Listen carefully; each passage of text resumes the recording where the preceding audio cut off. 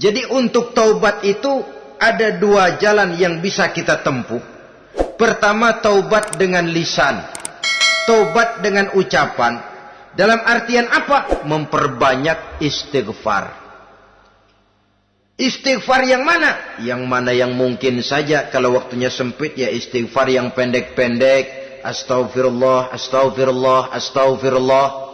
Mau yang lebih panjang, astaghfirullahalazim allazi la ilaha illa huwal hayyul qayyum wa atubu ilaih min jami'il ma'asi waz zunub la haula wala quwwata illa billahil aliyyil azim. Ada waktu yang lebih panjang lagi membaca sayyidul istighfar. Tiap kali berbuat jahat, tiap kali diiringi dengan istighfar. Nah, ini yang bisa runtuh dengan istighfar ini dosa apa? Dosa yang ringan, dosa yang biasanya dilakukan oleh panca indera kita. Mata, ini dosa mata, insya Allah bisa runtuh dengan istighfar. Ngelihat yang haram, cepat nunduk, astagfirullah. Habis nunduk jangan ngeliatin lagi.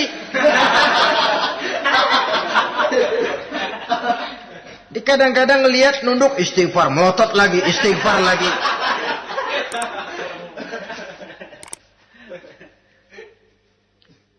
Saudara hadirin yang saya muliakan, kata Imam Ali, nazratul ula laka wasaniyatu alaika. Ini dalam menjaga mata.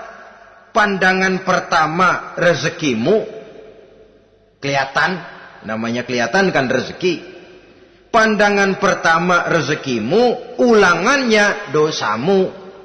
Ulangannya ini yang bisa membawa dosa. Dosa karena lidah mengucapkan kata-kata yang menyakitkan orang. Dengan istighfar insya Allah runtuh.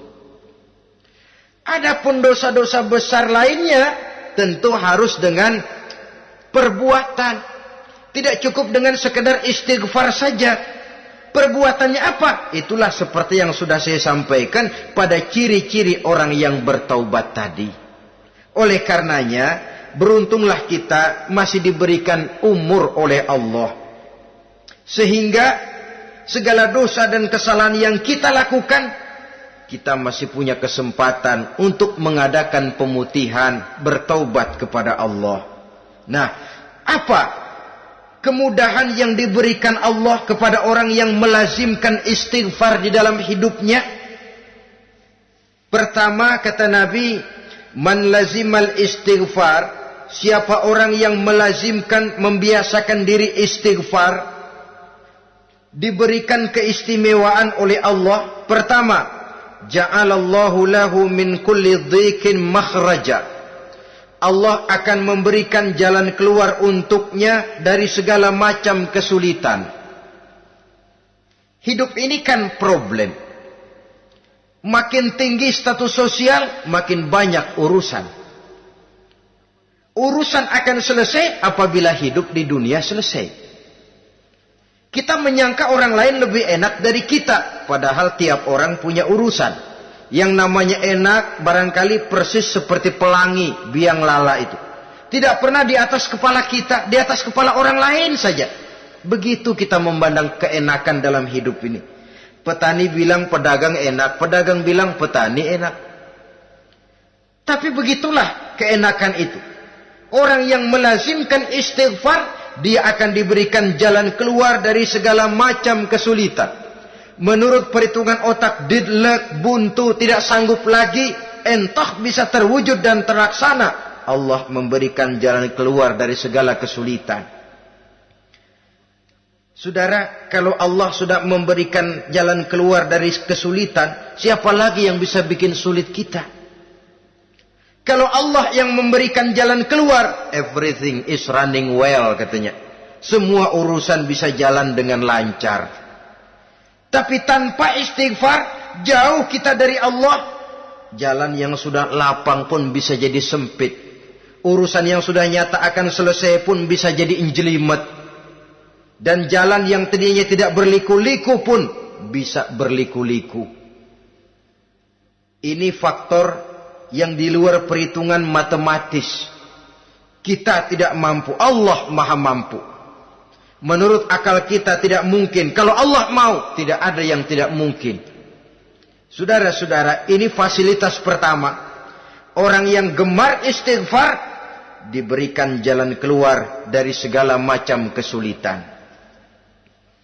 Yang kedua, wa min kulli hammin faraja, diberikan kegembiraan dari setiap kesusahan yang dihadapinya. Ada saja faktor-faktor yang mendatangkan kegembiraan, yang mendatangkan refreshing di dalam kehidupannya, sehingga dia tidak lalu merasa jalannya buntu, tidak merasa kesulitannya tidak pernah terselesaikan.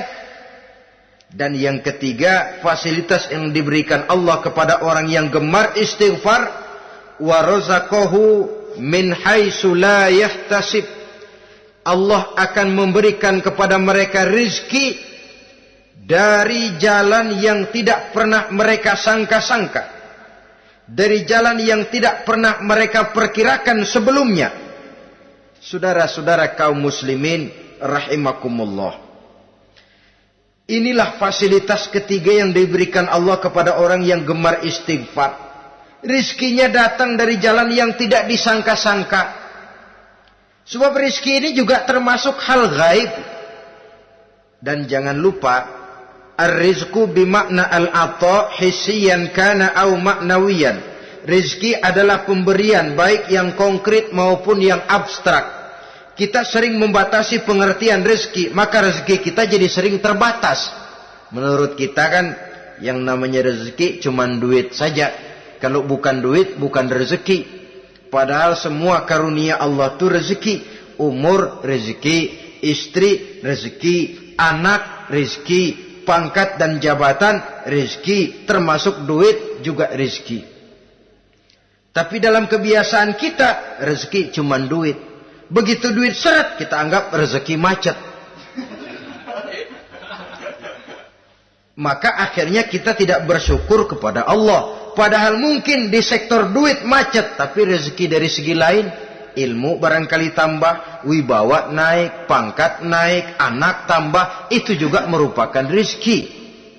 Saudara-saudara kaum muslimin rahimakumullah, orang yang gemar istighfar ini diberikan rezeki dari jalan yang tidak disangka-sangkanya. Dibukakan perbendaharaan Allah untuknya, sehingga rezekinya datang dari cara yang tidak disangka-sangka. Allah maha kaya. Kalau dia mau, la mani'a lima a'taita wa la mu'tiya lima mana'ta. Tidak satu kekuatan pun yang mampu mencegah apa yang hendak diberikan Allah, dan tidak satu kekuatan pun yang sanggup memberikan apa yang dicegah oleh Allah Subhanahu wa taala. Ini keistimewaan yang diberikan Allah kepada mereka yang gemar beristighfar di dalam kehidupan ini. Jangan lagi berpikir, gua sih nggak punya dosa, istighfar amat. Sombong, saudara-saudara. Manusia itu lebih baik merasa banyak dosa daripada merasa tidak punya dosa. Tanda orang bahagia, kata Nabi, 4. Pertama, orang yang selalu ingat kepada kesalahan yang pernah dia lakukan. Itu orang bahagia. Selalu ingat kepada kesalahan yang pernah dilakukannya. Sehingga pada saat akan melakukan kesalahan yang baru, dia mikir-mikir. Dosa gue yang kemarin udah 3 keranjang, nih nambah lagi. Ingatannya terhadap kesalahan yang lalu akan merupakan langkah preventif yang mencegah dirinya untuk tidak menambah kesalahannya. Orang bahagia, orang yang selalu ingat kesalahan yang pernah dia lakukan, terbayang di pelupuk mata, bukan ngumpet-ngumpetin dosa. Sebab apa yang mau kita umpetin di hadapan Allah? Yang kedua, tanda orang bahagia itu orang yang selalu melupakan kebaikannya. Kalau dia berbuat baik, dia lupakan. Dia anggap dirinya belum pernah berbuat baik. Sehingga di mana ada kebaikan, dia tidak bisa ikut. Dia merasa sangat rugi. Sebab dia anggap dirinya belum pernah berbuat baik. Yang ketiga, tanda orang bahagia. Dalam urusan dunia, dia lihat ke bawah. Sehingga timbul rasa syukurnya. Bahwa kalau dia sengsara masih banyak yang lebih sengsara dari dia. Bahwa kalau dia miskin masih jauh lebih banyak yang miskin dari dia. Bahwa kalau dia menemui kesulitan masih banyak yang jauh lebih sulit dari dia.